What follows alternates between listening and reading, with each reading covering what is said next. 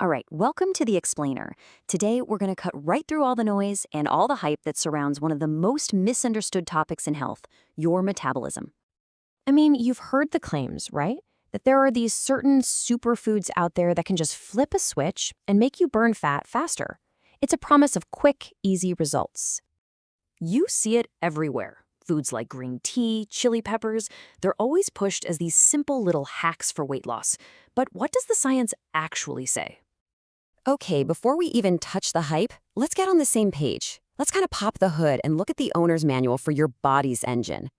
It's really easy to get lost in the weeds with the science here, but this engine analogy, it's perfect.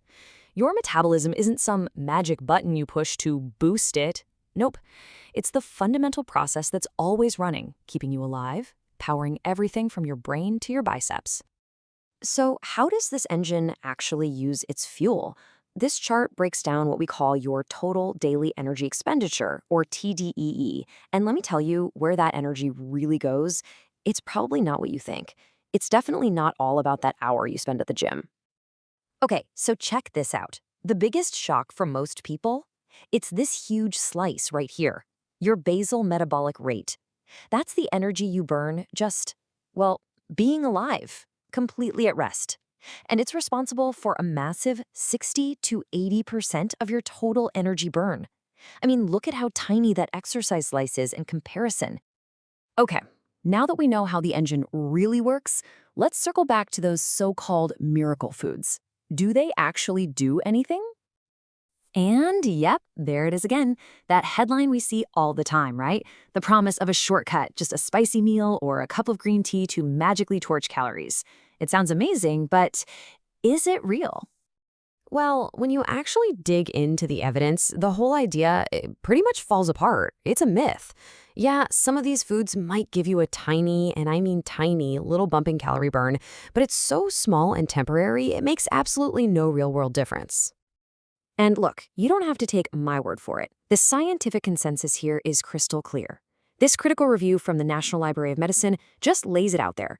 It's simply not possible to find a single food that has a significant impact on how much energy we use. The effect is just way too small to matter. Okay, so if fat-burning foods are a dead end, what's left? What can we actually do? Well, let's talk about the first real lever you can pull to influence your daily energy burn: protein. Remember that chart we looked at? That little slice called TEF, the thermic effect of food? This is where your food choices can actually start to make a real measurable difference. See, your body has to work. It has to burn calories just to process the food you eat. And here's the kicker. Your body burns way more energy breaking down protein compared to fats or carbs. It's not even close. That higher thermic effect is one of the big reasons high-protein diets can be so effective. Your body is literally working harder, burning more calories just by digesting it. All right, so protein is one lever. But now let's get to the big one, the most powerful thing you can do to influence your metabolism for the long haul. This isn't about just revving the engine for a few minutes. This is about building a bigger, more powerful engine from the ground up. Now, here's a reality check. If we do nothing, our metabolic engine actually gets smaller and weaker over time. It's a natural process. After about age 30, we start losing 3 to 5% of our muscle mass every single decade. And less muscle just means a slower engine, one that's burning fewer calories 24/7. But, and this is the amazing part, we can totally reverse that. We can fight back. Check out the payoff here. Just 9 months of consistent resistance training can boost your resting metabolism by about 5%. Think about that. That means you're burning more calories all day, every day, even when you're just sitting on the couch. So the strategy is actually pretty straightforward, and it creates this amazing upward spiral. First, you build the engine, right? Strength train a couple of times a week. Second, you fuel that engine with enough protein so it can repair and grow stronger. And third, you just use it more.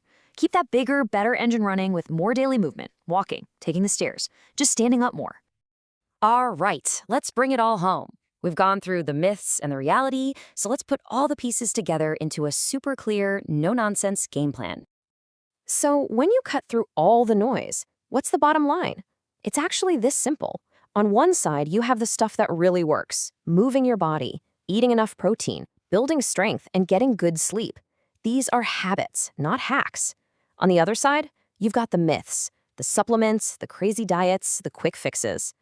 The real path forward isn't about finding a shortcut. It's about building a healthier, more powerful system from the inside out. So it really leaves us with one big question, doesn't it? What if we all just stopped searching for that one magic food, and instead, we started focusing on building a more powerful engine? Because that, right there, is the real secret to taking back control of your metabolism and your health, for good.